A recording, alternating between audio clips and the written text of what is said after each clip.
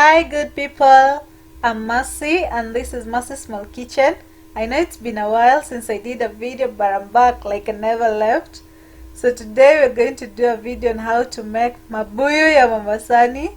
Yeah, if you've not subscribed, please subscribe to my channel, like, comment, share, and I hope you're going to enjoy this video. Also, if you subscribe, please tell your friends to subscribe. Stay with me. We're going to use water, 3 cups, food color red 1, cardamom powder, sugar 1 cup, baobab powder, baobab seeds 3 cups, and vanilla essence. You first add 3 cups of water in your sufuria and then add 1 cup of sugar. Then you can add cardamom powder kijiko kimoja na food color ya red, ama unaweza tumia food color yoyote yenye unataka. Kisha uongeze na vanilla essence yenye itaongeza ladha, alafu ukoroge kiasi. Vanilla essence unaweza ongeza size yote yenye unataka, kiwango chochote chenye unataka, kwa sababu ni kazi yake ni kuongeza ladha. Alafu utakoroga kiasi.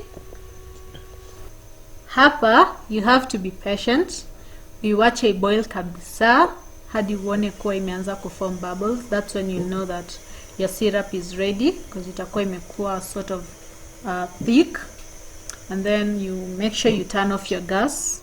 Then you can pour it to another sufuria. Chukua tembe zako za mabuyu, weka kwa hiyo sufuria. Alafu chukue syrup yako, then ukue ukimwaga polepole kwa hizo tembe za mabuyu. Hakikisha kuwa unakoroga haraka haraka, ndio ili syrup yako isigande kwenye sufuria.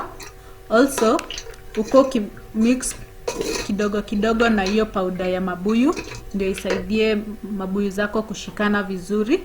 Alafu unapokoroga hakikisha kuwa unakoroga tembe zote vizuri, ndio zipate kushika hiyo rangi ya mabuyu vizuri. Kwa wale wenye hatufanyi mazoezi, hii ni exercise tosha ya jikoni. So keep mixing them, ukiongeza syrup yako na powder hiyo ya mabuyu.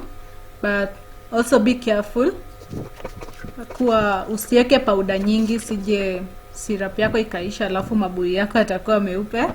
Yeah. Endelea kuongeza ukikoroga hadi syrup yote iishe. Endelea kufanya hivyo hadi uhakikishe kuwa mabuyu yako yamekauka kabisa.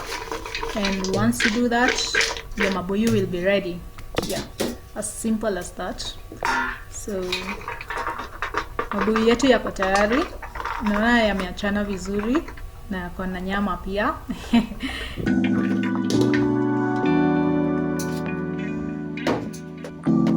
Finally, mabuyu yangu yameiva. I hope you enjoy the video and mmeona kwa si process ndefu na ngumu. Yeah, thank you so much for watching. Please subscribe to my channel kama hauja subscribe. Give this video a like, share to your friends, alafu waambie pia wa subscribe. See you in the next video. Thank you.